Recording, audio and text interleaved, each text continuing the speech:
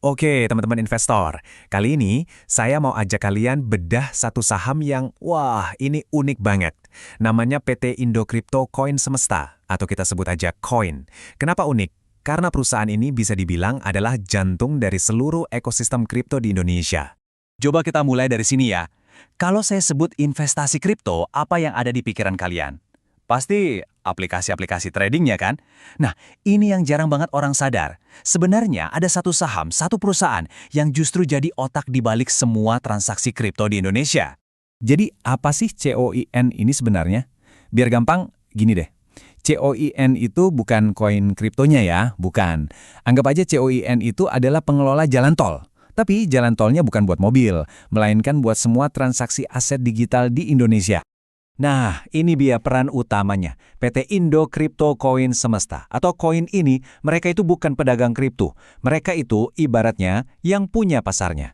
Mereka yang punya dan ngurusin bursa kripto resmi atau CFX sama tempat penitipan asetnya atau ICC. Jadi merekalah infrastrukturnya, tulang punggung dari semua transaksi kripto di negara kita. Model bisnisnya menurut saya cerdas banget. Mereka dapat duit dari setiap transaksi yang terjadi. Persis kayak pengelola jalan tol yang dapat bayaran dari tiap mobil yang lewat. Jadi, mereka nggak pusing harga kripto A naik atau kripto B turun. Yang penting transaksinya rame. Ini yang bikin bisnisnya menarik. Oke, model bisnisnya keren. Tapi pertanyaannya, cuan nggak? Nah, sekarang kita intip angkanya. Kita lihat gimana performa si jalan tol digital ini di sepanjang tahun 2025. Lihat angka ini. Wow, pendapatan konsolidasian mereka itu artinya total pendapatan dari semua anak usahanya ya. Naik gila-gilaan, 181%, tembus 284,75 miliar rupiah. Ini bukan pertumbuhan biasa, ini meroket. Nah, ini dia biang kerok pertumbuhannya. Dari mana datangnya lonjakan tadi? Ternyata dari segmen baru mereka, yaitu derivatif. Pertumbuhannya bukan lagi ratusan persen, tapi 7.623%. Gila kan? Ini artinya produk baru mereka langsung diserbu pasar. Dan yang paling penting, pendapatan gede itu nggak cuma buat bakar-bakar uang. Laba operasionalnya atau EBITDA juga ikut terbang, naik lebih dari 156%. Ini bukti model bisnisnya itu scalable. Artinya, makin banyak transaksi, untungnya bisa tumbuh jauh lebih cepat dari biayanya. Efisien banget. Oke, kinerjanya luar biasa, pertumbuhannya fantastis. Pertanyaan berikutnya, dan ini pertanyaan paling penting buat kita sebagai investor, telat gak sih kita masuk sekarang? Jangan-jangan harganya udah kemahalan.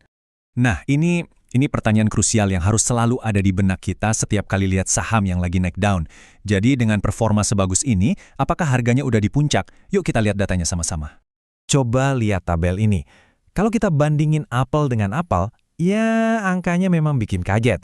Price to earnings atau PE ratio-nya Coin itu 326,8 kali.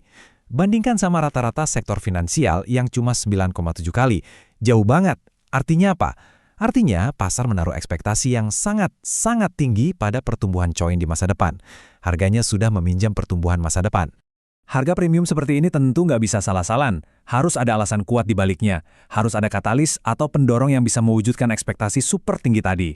Nah, pertanyaannya, apa aja sih bahan bakar pertumbuhan COIN ke depannya? Katalis pertama, dan ini yang paling kuat, adalah regulasi dari OJK. Loh, kok regulasi malah jadi katalis? Gini, pertama, dengan diawasi OJK, syarat modal jadi gede, 100 miliar rupiah. Ini bikin pagar yang tinggi banget buat pesaing baru. Kedua, dan ini yang paling penting, cap OJK itu ibarat stempel kepercayaan. Institusi besar kayak dana pensiun atau manajer investasi sekarang jadi lebih berani buat masuk ke pasar kripto lewat mereka. Dan bukti kepercayaan itu udah ada di depan mata. Gak main-main loh, konglomerat sekelas Arsari Group udah masuk jadi pemegang saham. Ini sinyal yang kuat banget. Ibaratnya pemain besar aja percaya sama visi jangka panjang perusahaan ini. Tapi tunggu dulu, sebagai mentor tugas saya bukan cuma ngasih tahu yang bagus-bagusnya aja. Kita juga harus lihat sisi lainnya. Pandangan kita harus seimbang. Jadi sekarang kita bahas risikonya. Apa aja yang perlu kita waspadai? Ada dua risiko utama yang harus selalu kita ingat. Pertama, keamanan siber. Ini krusial. Satu aja kejadian peretasan besar, kepercayaan nasabah bisa hancur seketika. Kedua, perang harga. Kalau nanti muncul bursa baru yang berani banting-bantingan biaya transaksi, nah, ini bisa menekan margin keuntungan COIN. Oke, kita udah lihat kinerjanya yang meroket, valuasinya yang premium, katalis pertumbuhannya yang kuat, tapi juga ada risikonya.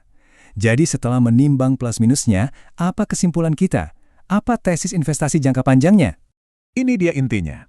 Menurut saya, membeli saham koin itu bukan sekedar berspekulasi pada harga Bitcoin atau kripto lainnya. Bukan, ini adalah investasi pada jalan tolnya, pada infrastruktur fundamental yang menopang seluruh ekonomi digital di Indonesia.